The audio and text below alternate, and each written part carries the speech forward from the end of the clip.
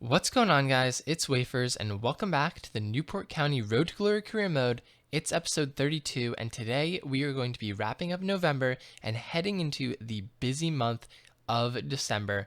As we near the halfway point of the season, you can see we are 19 games in.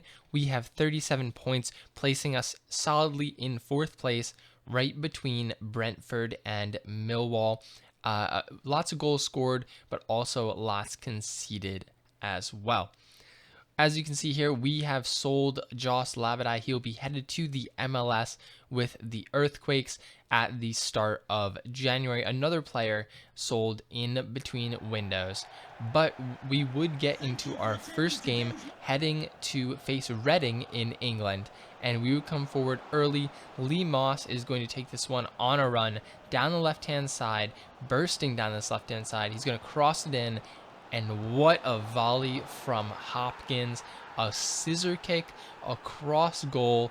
This one is incredible. First off, the cross from Lee Moss is just pinpoint accurate, and the acrobatics from Hopkins to be able to put this one in the net. Look at where this cross comes from. It is just perfect, and Hopkins scissor kicks around the defender, gets his foot around the defender. This is a great angle here. Is able to hit it across goal for an absolutely stunning volley by Hopkins to put us up 1-0. But they would capitalize off of a turnover here. They end up getting into the box and shooting. However, it's saved, but Alex Wynn is penalized here. He's going to be given a red card as for the tackle after the shot. I thought that was maybe a little harsh. You can see here the player does get the shot off, but he takes him out afterwards. I thought maybe a yellow, but the ref does give him a red. And for the penalty, Townsend would be able to save this one.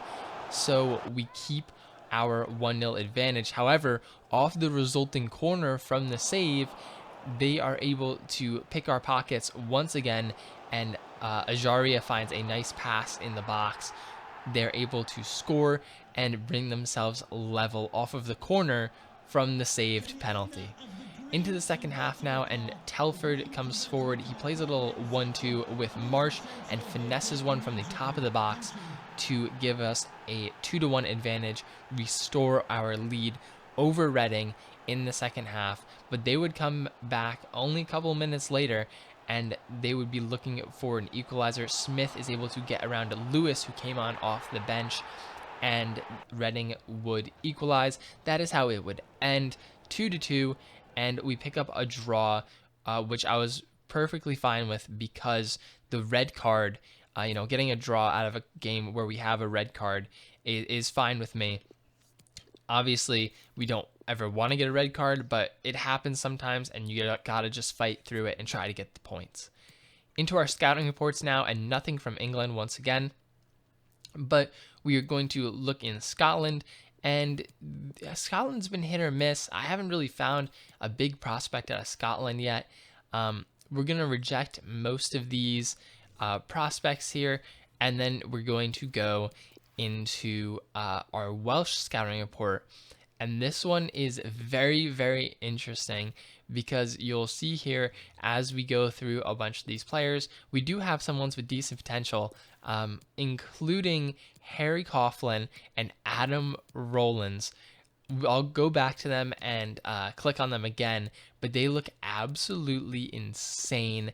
Adam Rowlands worth £1.4 million, age 17, 80 to 94 potential. Harry Coughlin, £3.1 million. That is the highest valuation I have ever seen for a youth player. I have to go here and release a player. I accidentally signed Lucas Hardy. We're just going to release him. And then we're going to go back in and sign Harry Coughlin. I was just stunned by this. £3.1 million, the highest valuation I have ever seen for a youth player going into the academy. Obviously, we sign him, and he is going to be a star. They're both going to be stars. It's just easy to see their potentials, their valuations, As we go through, you'll see that our youth academy is pretty full here. We have some decent players like Morgan and Gilchrist. We also have some players like Nil who have lower potential ranges but high overalls. And then we are going to work our way down eventually to Harry Coughlin is going to be the first one. He's 66 overall as a 17-year-old, 75 to 94 potential. Just absolutely insane. Look at his stats. There's already greens and yellows everywhere. Just an absolutely crazy player. And I'm going to actually be converting him to a center mid. Right now he's a cam, but I'm going to convert him to a center mid so that he can play next to Ibrahim Marsh and take the spot that Josh Sheehan has right now. Sheehan's getting older and he's not really progressing anymore, so I think Coughlin could take that spot in January.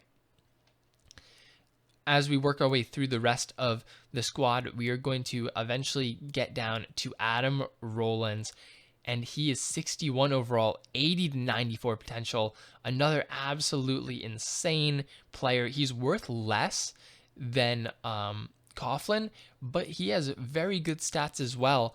And he's going to be converted to a left wing. Looking at these stats, I don't really see him as a striker. I see him more as a winger.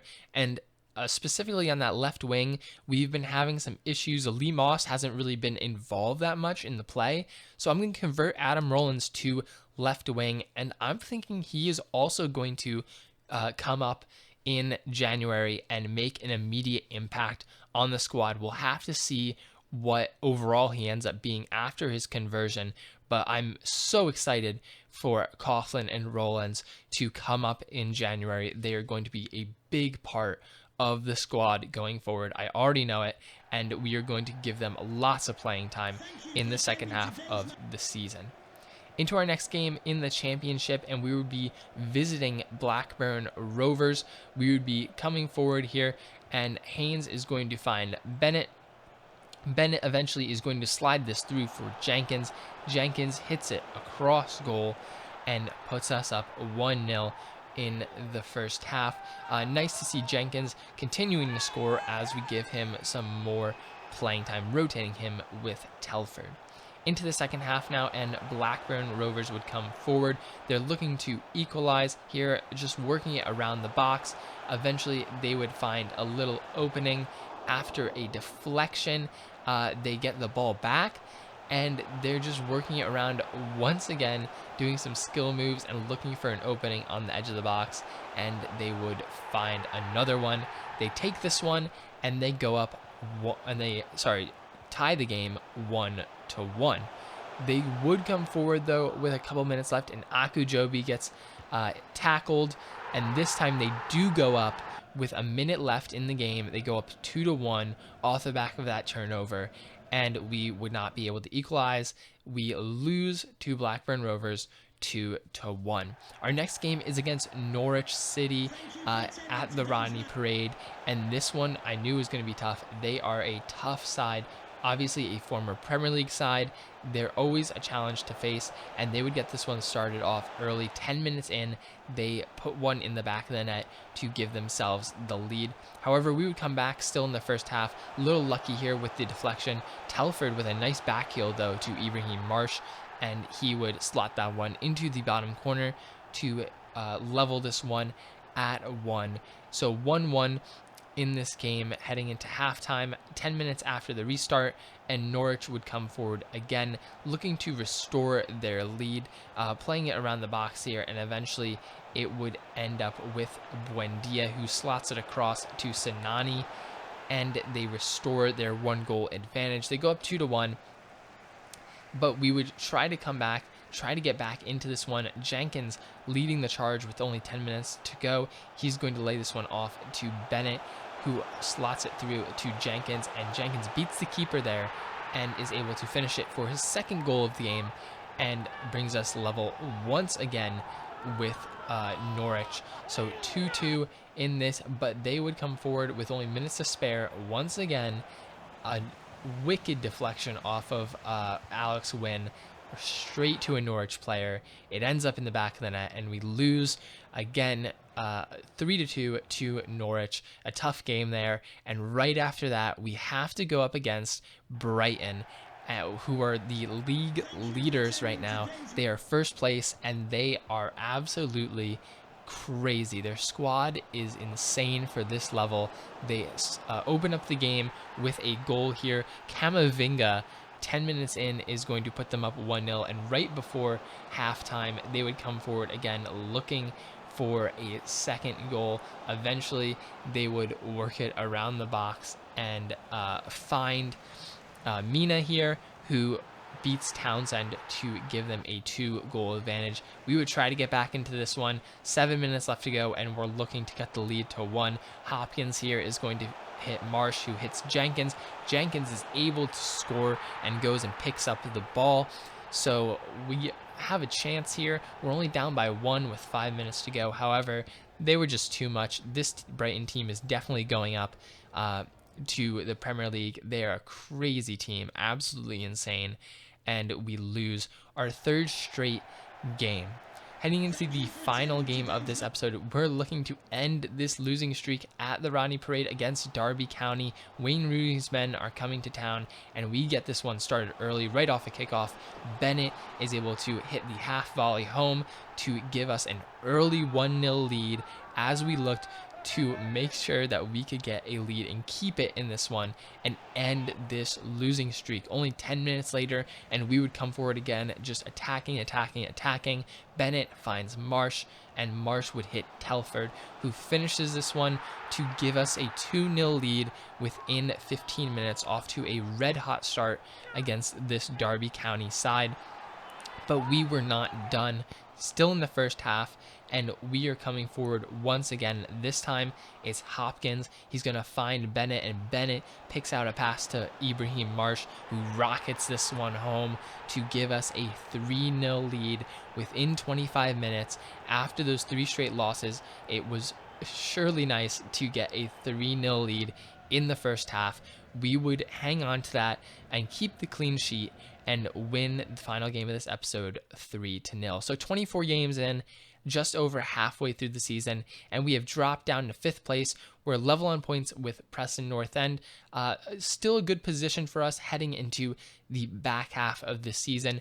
Being in a playoff position is good, and hopefully we can hang on to that as we keep progressing. But that is going to be it for this episode of the Newport County Road to Glory Career Mode.